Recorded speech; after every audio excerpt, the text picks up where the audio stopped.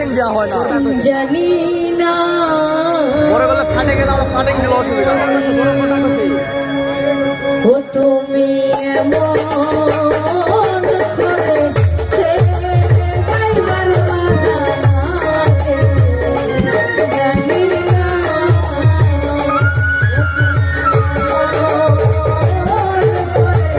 সে গাইবার বাজানাতে জানি না ওরে আমার